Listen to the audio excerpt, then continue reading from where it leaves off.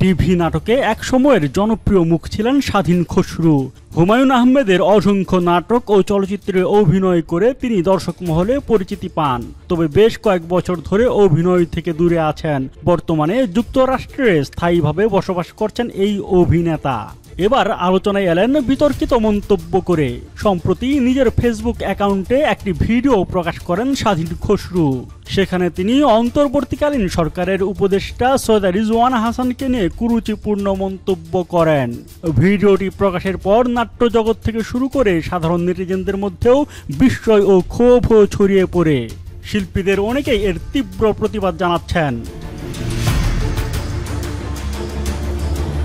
ছোট পর্দার জনপ্রিয় অভিনেতা আরশ খান লিখেছেন, রাজনৈতিক মতবাদ একজন মানুষের থাকতেই পারে, কিন্তু আপনি যখন একজন অভিনেতা তখন আপনার ন্যূনতম বোধ থাকাটা জরুরি।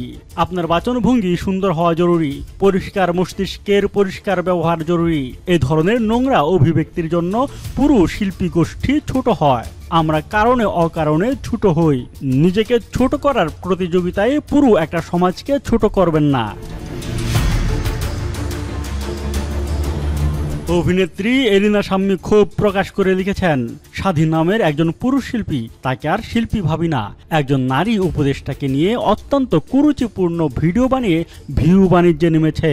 এর মধ্য দিয়ে তার বিভৎস চেহারা আর নোংরা মানসিকতাটা প্রকটভাবে প্রকাশিত হলো। স্বাধীন, আপনি আসলে কোনো শিল্পী নন, আপনি একজন মানসিক বিকারগ্রস্ত মানুষ। আপনাকে ছি। অভিনেত্রী রিমু রোজা খন্দকার লিখেছেন, শেম অন ইউ। স্বাধীন খসরু ভাই, লজ্জা লাগছে আপনাকে সহকর্মী বলতে। আপনার সাথে কাজ করেছিলাম, কিন্তু নারীদের সম্পর্কে এমন কথা বলতে কিভাবে পারেন আপনি? হতেই পারে আপনি ওনাকে পছন্দ করেন না, এই তত্ত্বাবধায়ক সরকারকে পছন্দ নাই করতে পারেন, তাই বলে এরকম ভাষায় ছি। আপনি তথাকথিত শিক্ষিত, কিন্তু মানুষ হতে পারেন নাই। অবাক লাগে একজন সাংস্কৃতিক জগতের মানুষ হয়ে এভাবে নিজেকে সহ আমাদের ডুবালেন, ছি।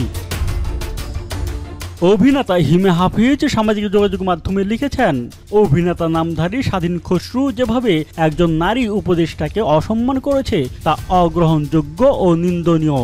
যদি সে অভিনয় শিল্পী সংঘের সদস্য হয় তবে দ্রুত তাকে বহিষ্কার ও অবাঞ্ছিত ঘোষণা করতে হবে। এর আগে ফ্যাসিস্টের দোসর হিসেবে সমালোচনায় ছিলেন স্বাধীন খসরু। এবার নারী বিদ্বেষমূলক মন্তব্যের কারণে আবারও তিনি সমালোচনার মুখে পড়লেন। সামাজিক যোগাযোগ মাধ্যম জুড়ে নিন্দার ঝড় বয়ে যাচ্ছে তার বিরুদ্ধে। বিনোদন ডেস্ক, বাংলাদেশের খবর।